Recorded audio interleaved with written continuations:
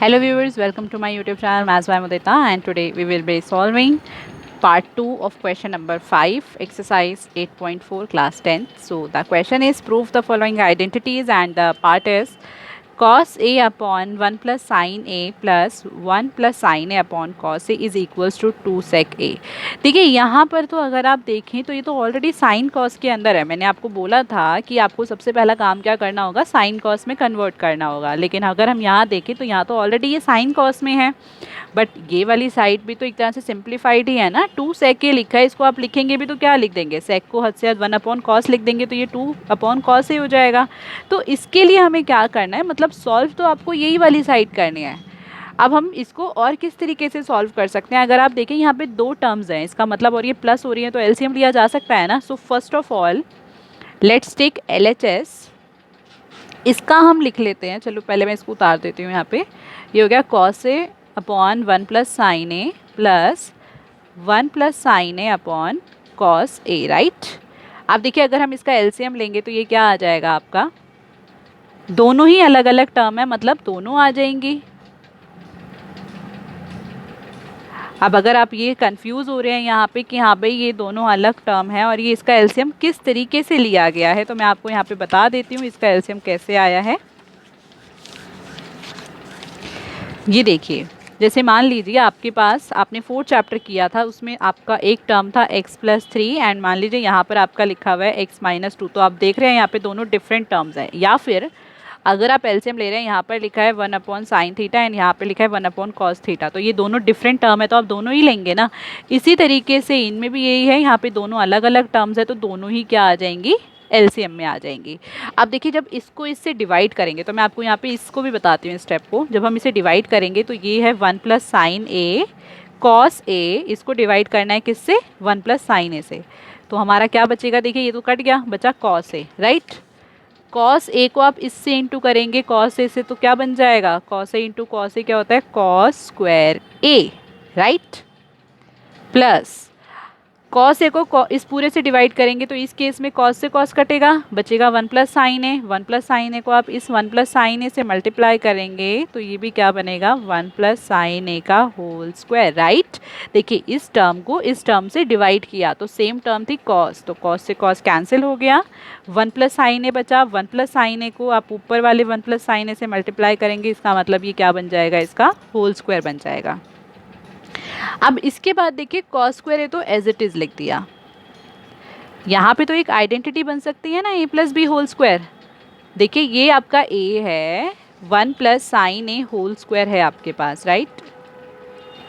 ये ए बन गया, ये बी बन गया, ये हो गया A plus B whole square. Formula होता है A square plus 2ab plus B square, right. इस फॉर्मूले के अंदर हम वैल्यू डाल देते हैं। अब ए आपका है देखिए 1, तो 1 square plus 2 A B, A is 1, B is sine, plus B square, B is sine A square, right. Identity लगाई है। अपॉन में ये नीचे वाले को मल्टीप्लाई नहीं करेंगे, कोशिश करना डिनोमिनेटर में अगर टर्म्स मल्टीप्लाई भी हो रही हूँ तो भी आपको नहीं करनी मल्टीप्लाई, ठीक है। तो आप एज इट इज इसको छोड़िए, क्योंकि बच्चे हमेशा ना कुछ कट जाता है ऊपर से ना, न्यूमरेटर से कट जाता है इसलिए। अब देखिए cos square A as it is आ गया, प्लस 1 का स्क्वायर तो 1 ही होता है, plus 2 into 1 2, 2 into sine 2 sine A, plus sine A square है तो ये जब इसका स्क्वायर होगा तो ये साइन पर स्क्वायर लग जाएगा and A as it is आ जाएगा। ये हो गया 1 plus sine A and cos A. अब देखिए यहाँ पर अगर मैं एक चीज़ देखूँ तो मुझे पता है cos square A and sine square A दोनों के स्क्वायर हो रहे हैं, इसका मतलब, और इनकी वैल्यू भी क्या होती है, 1 होती है फॉर्मूले के अकॉर्डिंगली। तो पहले हम इन्हें साथ में लिखेंगे, तो ये बन गया cos square A plus sign square A, and यहाँ से ये दोनों टर्म्स एज इट इज़ आ जाएंगी, 1 प्लस 2 साइन ए, एंड ये नीचे वाला तो एज इट इज़ ही आएगा, 1 प्लस साइन ए अपॉन में इनटू में कॉस ए, राइट। इनकी जगह पर क्या आ गया, 1 आ गया, ये तो एक आइडेंटिटी होती है।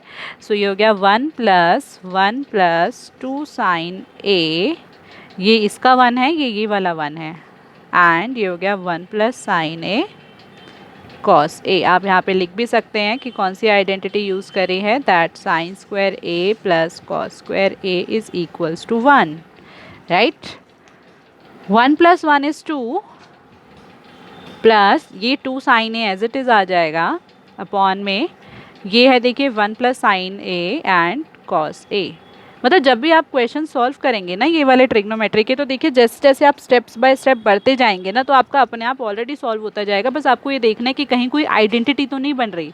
और इन क्वेश्चंस में ज़्यादातर आइडेंटिटी अगर स्क्वायर लगा हुआ है तो स्क्वायर वाली याद रखिएगा आप, वो वाली आइडेंटिटीज़ लगेंगी। एक बार ये आपने साइन कॉस में कन्वर्ट कर दिया, उसके बाद वही आइडेंटिटी आपको लगानी है, ये आप ध्यान रखिएगा। तो आपको स्क्वायर वाली आइडेंटिटीज़ को अच्छे से पढ़ना है। आप देखिए 2 कॉमन निकल सकता है, मतलब जो हो रहा है वही कर रही हूँ मैं, ठीक है। तो देखिए 2 कॉमन निकला, मैंने 2 कॉमन निकाल दिया, ये बच गया अंदर 1 + साइन ए, क्योंकि यहाँ से भी 2 जा चुका है बाहर। ये हो गया 1 + साइन ए अपॉन में ये cos A as it is आ जाएगा। अब आप देख रहे हैं ये दोनों तो सेम है ना, ये कट गए, तो ये आ गया 2 अपॉन में कॉस ए। अब देखो या तो आप इसको यहाँ पे ही छोड़ दो, ठीक है, और आप इस वाले को सॉल्व कर दो, या फिर क्या कर सकते हो जैसे कि 2 × में अगर मैं इसको अलग करूँ तो ये हो गया 1 अपॉन कॉस ए। भाई 1 अपॉन कॉस का फॉर्मूला होता है सेक, इसका मतलब 2 सेक ए। तो ये आ गया ना इज इक्वल्स टू RHS। या फिर आप क्या कर सकते थे, यहाँ पे छोड़ने के बाद आप इसको सॉल्व कर लेते। सेक क्या होता है 1 अपॉन कॉस, तो ये क्या बन जाता है 2 upon cos A is equals to LHS। जैसे आपको ठीक लगता है आप वैसे इसको सॉल्व कर सकते हैं।